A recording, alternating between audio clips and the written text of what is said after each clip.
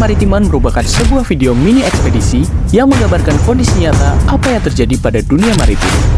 Dokumenter ini digarap berdasarkan riset dari berbagai sudut pandang, baik suka maupun duka yang mereka alami. Minggu, 30 Juni 2024. Setelah mendiskusikan kemana tujuan pertama kami, disepakatilah konservasi penyu Naga Raja Cilacap menjadi lokasi pertama riset dari dokumenter kemaritiman ini. Kami langsung bertolak dari kota Purwokerto menuju ke konservasi penyu yang terletak satu wilayah dengan Pantai Sodong. Beruntung, kami ditakdirkan bertemu dengan salah satu pendiri sekaligus pengelola konservasi penyu, Pak Junawan. Setelah kami menyapa dan sedikit basa-basi, tidak lama dimulailah kami berbincang seputar konservasi penyu kepada Pak Junawan. Kalau boleh tahu itu konservasi penyu itu sejak tahun berapa ya, Pak? Kami melakukan kegiatan konservasi penyu ini sejak tahun 2019. Itu kan Bapak sebagai pendiri ya, Pak?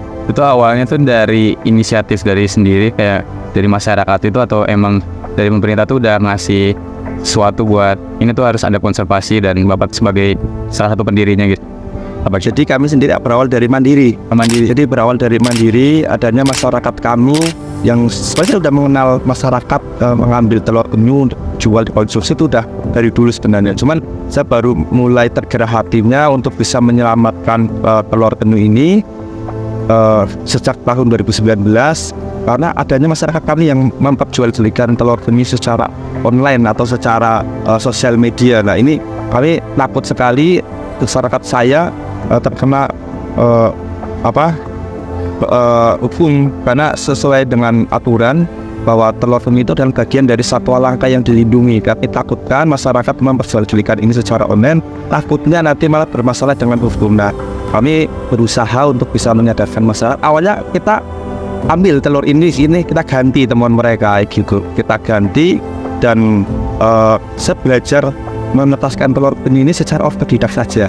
Jadi belajar aja bagaimana cara menetaskannya dan ternyata memang harus dikumpulkan kembali seperti itu. Mulai dari inisiatif sendiri ya gitu. Sifat ini nggak Pak, rasa susah gitu Pak dari pertama mendiriin gitu? Yang jelas awal pertama kita mendirikan konservasi perjuangannya benar-benar sangat keras sekali. Yang pertama kita melakukan pelestarian penyu ini banyak cemoohan. Jadi banyak hujatan dari sana sini. Buat apa hal yang nggak penting, hal yang gila dan sebagainya. Kenapa? Kami setelah menetaskan telur-telur ini ternyata kan harus kita besarkan dulu sampai usia 4 bulan waktu itu. Kita setiap hari harus mengambil air laut atau ngangsu bahasa kita. Kita mengambil air laut. Kayak orang gila benar kayak gitu.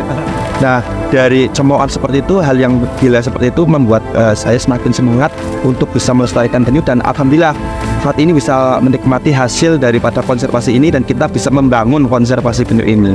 Terus buat sampai di titik ini nih Pak, nah Bapak sendiri tuh ada kerjasama bareng siapa aja tuh Pak, kalau boleh tahu Pak? Jadi kebetulan kami dari saya sendiri membentuk kelompok konservasi penyu 2019 akhir dan kami berkonsultasi dengan BKSDA atau Balai Konservasi Sumber Daya Alam Resort Cilacap, di mana alhamdulillah kami dipertemukan juga dengan PT Pertamina Full Terminal Maus dan kami alhamdulillah sampai saat ini sejak 2020 hingga 2024 ini kami menjadi binaan kelompok konservasi penyu dari Full Terminal Maus. Kalau saya lihat itu di datanya kan dari 2019 ke 2020 itu kan ada kayak penurunan ya Pak ya. Mungkin bisa dijelaskan faktor-faktor apa itu yang bisa dijelaskan pada tahun 2020? 2019, 2020, 2021 dan 2022 kami patroli jalan kaki Mas. Dan kaki. Jadi patroli atau lalar atau patroli, kita patroli di malam hari untuk menemukan telur penyu. Itu kita jalan kaki setiap harinya, itu sejak tahun 2019 hingga tahun 2022. Nah kita jalan kaki itu hanya bisa menempuh jarak kurang lebih 5 kilo Mas. Padahal jarak untuk penyu dia bertelur sendiri mencapai kurang lebih 25 kilo. Nah ini maka kita memang cuma sedikit yang bisa kita selamatkan karena yang lainnya banyak yang ditemukan oleh nelayan dan dijual. Nah kita proses 2020-2021 kita mulai giat untuk mensosialisasikan ke masyarakat nelayan, terutama nelayan pinggiran ini agar tidak lagi mengkonsumsi telur penyu dan tidak lagi memperjualbelikan telur penyu. Alhamdulillah lambat laun masyarakat sudah ada kesadaran. Nah, di 2023 kami mengalami penaikan yang cukup signifikan karena di tahun 2019 hingga 2022 kami jalan kaki hanya bisa menyelamatkan 878 ekor tukik atau anak penyu yang kita lepas liarkan ke alam. Dan di tahun 2023 kita ada kenaikan yang signifikan terkait dengan lepas liaran tukiknya. Kita lebih banyak yang kita selamatkan.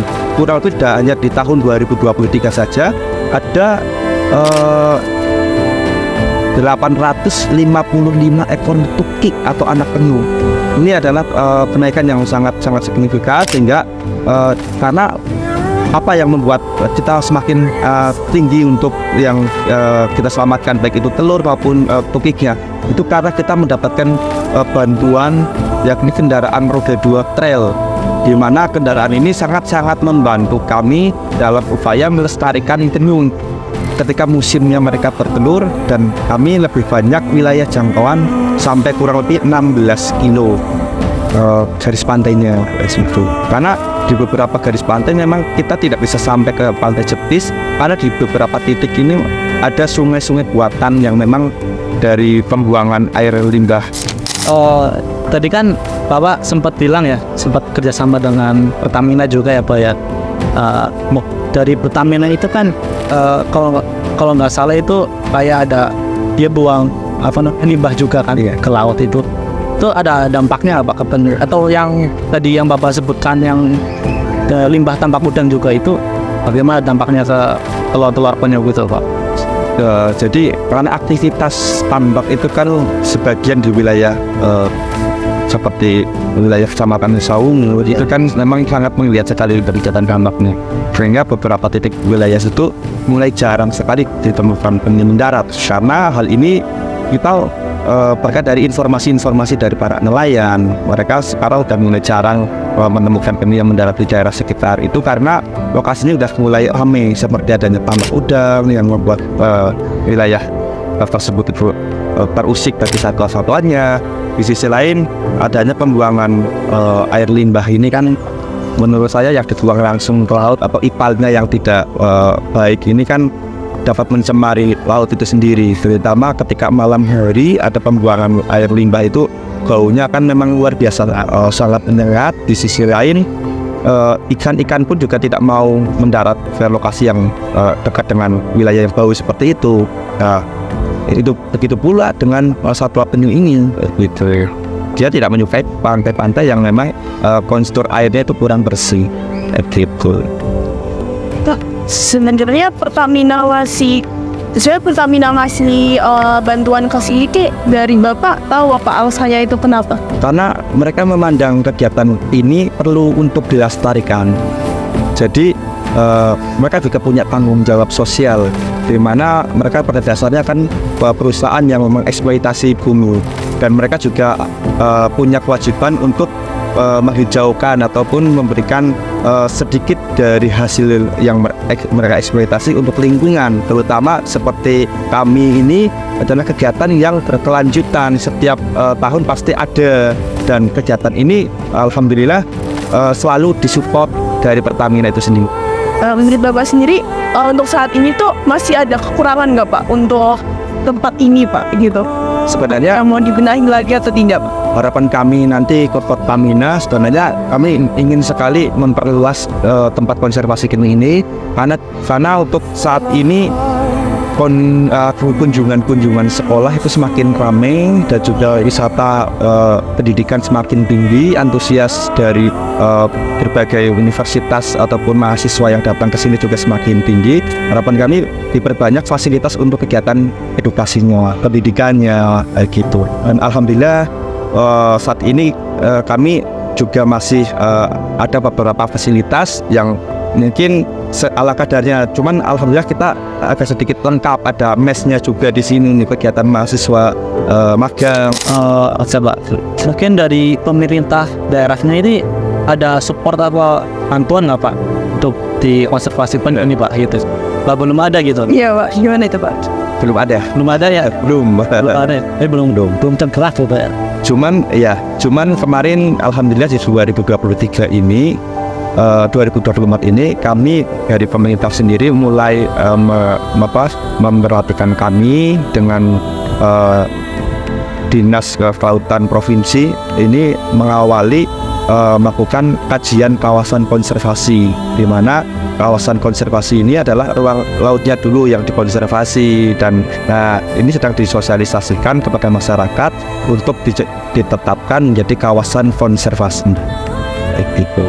Nah, di sisi lain juga saat ini dari dinas terkait, dari Dinas Perikanan Kabupaten mulai giat untuk mensosialisasikan larangan memperjualbelikan telur penyu dan tidak boleh mengganggu penyu yang sedang bertelur, seperti itu.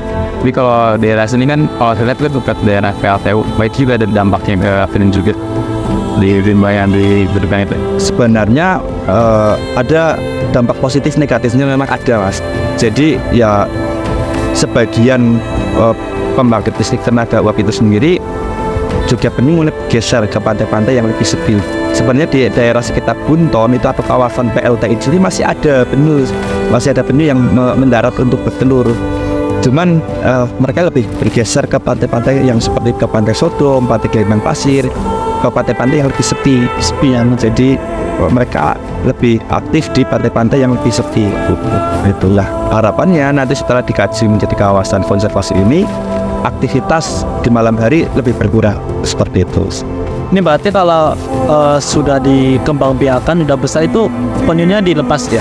Jadi kita menyelamatkan telur-telur penyu atau penyu yang mendarat ke pinggir pantai itu kita selamatkan dari perburuan masyarakat yang mereka masih menganggap mengkonsumsi telur penyu baik untuk mencegah penyakit ataupun stamina, seperti itu. Ini adalah mitos-mitos yang harus kita sosialisasikan, kita edukasi masyarakat kembali agar mereka tidak lagi mengkonsumsi telur penyu, dan selanjutnya mereka tidak lagi memperjualbelikan telur penyu, karena bagi mereka menemukan telur penyu itu semboyannya rezeki. Ketika tidak menemukan ikan di pinggir pantai atau di laut, mereka bisa menemukan telur itu bisa dijual. Ini adalah anggapan rezeki yang salah yang harusnya kita sampaikan ke mereka agar mereka tidak lagi memperjualbelikan hal seperti ini, karena dapat menyebabkan penyu semakin langka dan semakin punah kayak gitu, diambang kepunahan.